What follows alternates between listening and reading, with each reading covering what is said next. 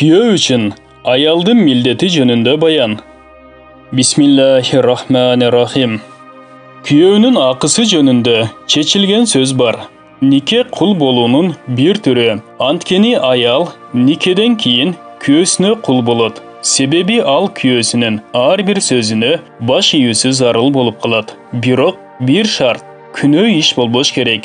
Kuyovning huquqlari jönündə köptөгөн hadislerde kelgen. Paygambari sallallahu aleyhi ve sellem aytgan. Qaysı bir ayal anın kuyosi andan razı bolup dünyödön qaytsa, al ayal beyişke kiret. Bir adam saparga ketip jatıp ayalından mındayça ubada aldı. Ayalı üstünkü qabattan ıldıy tüşpeyt. Astınkı qabatta oşol ayaldın atası jaşayt ele.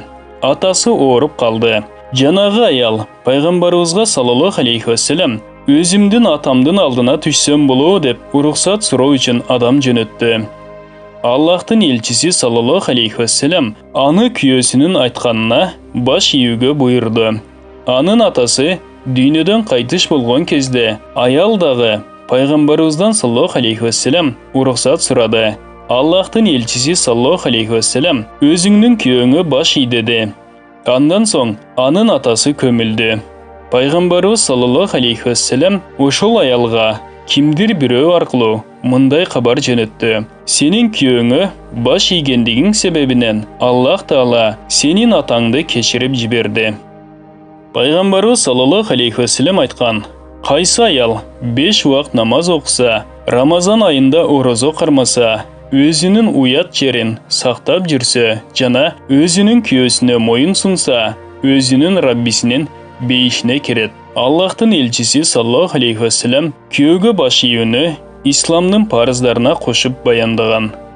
Paygambarımız sallallahu aleyhi ve sellem ayalдар jönündə mınday dep aytkan. Boyunda bar ayalдар, bala törey turgan ayalдар, süt emizүүчү ayalдар, özünün ballarına meyrimdүү ayalдар.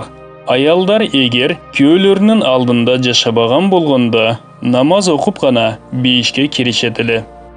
Пайгамбарыбыз саллаллаху алейхи ва саллям айткан: "Мен тозокко баш багып карадым. Ал жерде көпчүлүгү аялдар экен." Аялдар айтышты: "О Аллахтын элчиси, эмне үчүн мындай?" Пайгамбарыбыз саллаллаху алейхи ва саллям айтты: "Анткени аялдар өтө көп карганышат жана өзүнүн жолдошу, башкача айтканда, күйөөсүнө өтө көп шүгүрсүздүк кылат."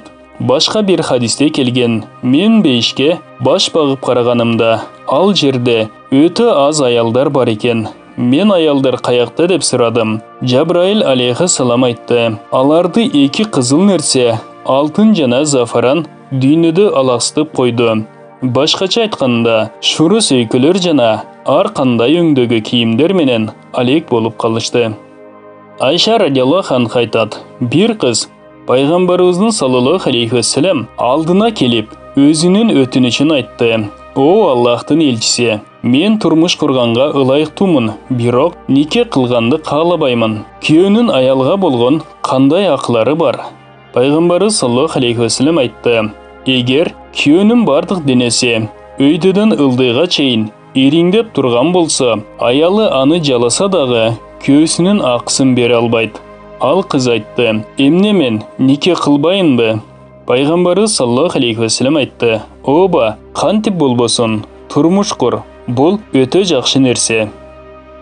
Абдулла бин Аббас радиаллаху анху айтат: "Хасам урусундагы bir ayal Пайгамбарыбыздын саллаллаху алейхи ва саллям алдына келип мындай өтүнүчүн айтты: "Мен кызмын, мен турмуш курууну каалаймын. Мага айтыңызчы, күйөөнүн кандай акылары бар?" Пайгамбарыбыз саллаллаху алейхи ва саллям айтты: "Күйөөнүн каалоосу болсо, аялды талап кылса, эгер аялы төөгө минип алган болсо да, баш тартпасын. Күйөөнүн дагы bir акысы, аял анын уруксатысыз эч бир нерсени анын үйүнөн эч кимге бербесин. Эгер ал андай болсо, жүк аялга сооп күйөөсүнө берилет. Дагы bir акысы, күйөөсүнүн уруксатысыз нафил орозо кармабасын. Эгер ушундай түрдө ач калып чаңкап жүрсө, кабыл болбойт. Ошондой эле, эгер анын уруксатысыз сыртка чыкса, ал үйгө кайтып келгенге чейин периштелер ага каргыш айта берет, же ал тобо кылганга чейин." Пайгамбарыбыз саллаллаху алейхи ва саллям айткан: "Эгер Мен kimdir biröөгө сажда кылууга буйруганымда аялды өзүнүн күйөөсүнө сажда кыл деп буйрат элем. Себеби аялдын күйөөсүнө болгон өтө чоң акысы бар. Пайгамбарыбыз саллаллаху алейхи вассалам айткан: аял өзүнүн үйүнүн ичинде намаз окуса, Аллах Таалага өтө жакын боло алат. Жана анын намазы мечитке караганда өзүнүн үйүн аянтчасында болгону абзел. Үйүнүн аянтчасына караганда бөлмөнүн ичи абзел. Бөлмөнүн ичине караганда бөлмөнүн бир бурчунда абзел. Бурчтагы бөлмөнүн ичинде дагы бир парда кошулат. Айтты: аял үйдөн чыккан кезде шайтан аны күзөтүп жүрөт.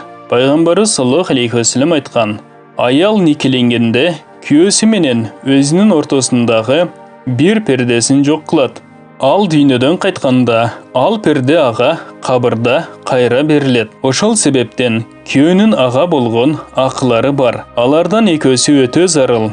Бирөөсү пакизалык жана парда, экинчиси зарылчылыктан ашыкча сурабоо жана күйөөсүнүн арам тапканынан сактануу. Улуу жол башчыларынын аялдарынын сыпаттары ушундай эле.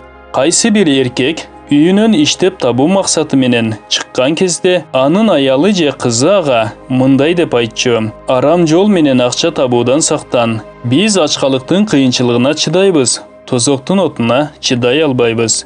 Өткөн заманда бир киши сапарга жөнөп калды.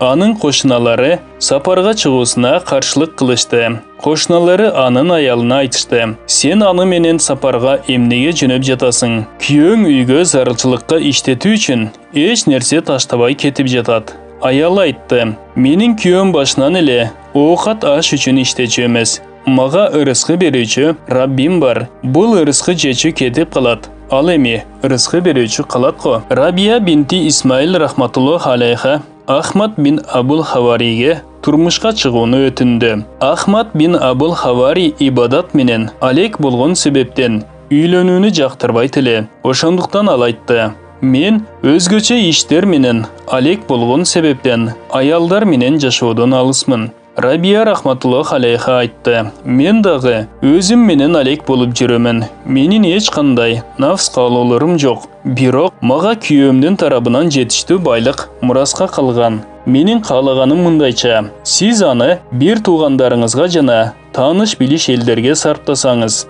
бул байлык мен үчүн Аллахка чейин жеткенге себеп болуп калар беле. Ахмад рахматуллаху алейхи айтты: мен устатымдан сурап көрөйүнчү. Андан соң ал өзүнүн устаты Абу Сулайман Даринин рахматуллаху алейхи алдына барды. Ал айтат: менин устатым мени үйлөнүүдөн тосот эле жана мындай деп айтат эле: ким үйлөнсө өзгөрүп кетет.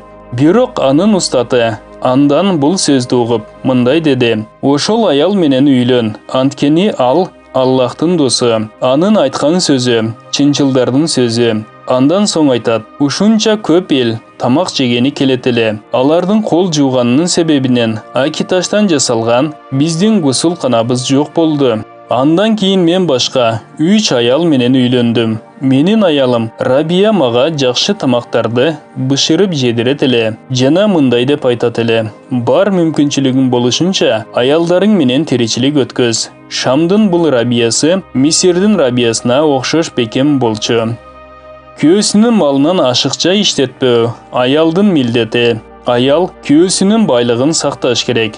Пайгамбар саллаллаху алейхи вассалам айткан: аялы күйөөсүнүн байлыгынан уруксатсыз башка бирөөгө тамак берүүсү дурус эмес. Оба, эгер кандайдыр бир тамак бузулуп кетүүсүнө коркунуч болсо, анда башка кеп. Эгер күйөөсүнүн уруксаты менен жедирсе, күйөөсүнө берилген сыяктуу ага да сооп берилет. Эгер ал уруксатсыз жедирсе, эркекке сооп, аялга күнөө болот. Кыз үчүн ата-эненин милдети ага жакшылап жашоо, турмуш тиричиликтин таалимин берсин. Күйөөсү менен жакшы жашоо өткөзүүнүн адептерин үйрөтсүн. Риваятта келген Асма бинти Харижа Фазари рахматуллаху алейха нике учурунда өзүнүн кызына мындай деп насаат кылды: сен өзүңдүн буюмдарыңды таштап, башка мейкиндикке кетип жатасың. Сен буга чейин жакын эмес жолдоштун алдына барасың. Эми сен ал үчүн жер сыяктуу төшөл. Ал сага асман болуп көлөкө кылат. Сен ага аянтча бол. Ал устун болуп, сага чөлөк болот. Сен аны менен бекем жабышып алба. Ал сенден тажап калбасын. Өтө алыс болуп жүрбө. Ал сенден алыс болуп жүрүп, унутуп калбасын. Ал сага жакындаган кезде, сен дагы ага жакын бол. Эгер ал сенден алыс болсо, сен дагы бир аз алыс бол. Анын мурдун, кулагын, көзүн сактап жүр. Башкача айтканда, сенден ага жапар жетип турсун, жана ал сенден жакшы сөздү угуп турсун. Ошондой эле ал сенден сулуулук жана жамалыңды көрүп турсун. Бир киши өзүнүн аялына айтты: "Эгер сен менин түбөлүктүү сүйүүмдү кааласаң, анда менден кечирим сурап жүр. Мен ачуум келген учурда мени менен сүйлөшпө. Жана сен эч качан добулбаска урган сыяктуу тумшугуңду мага урба. Анткени сен мени кайда кайып болгонумду билбейсиң. Мага көп арыз муңду айта бербе. Эгер андай кыла турган болсоң, сүйүү кетип калат жана менин дилим сенден качып кетет. Жүрөктөр өзгөрүп турат. Мен көбүнчө көрүп жүрөм. Махаббат менен жек көрүү. Качан бир дилге чогулса, махаббат кетип калат." Бул баян жүрөк сырларынын ачкыча талыштагы китептен алынды. Урматтуу мусулман бир туугандар, биздин Икро Медиа каналыбызга катталыңыздар.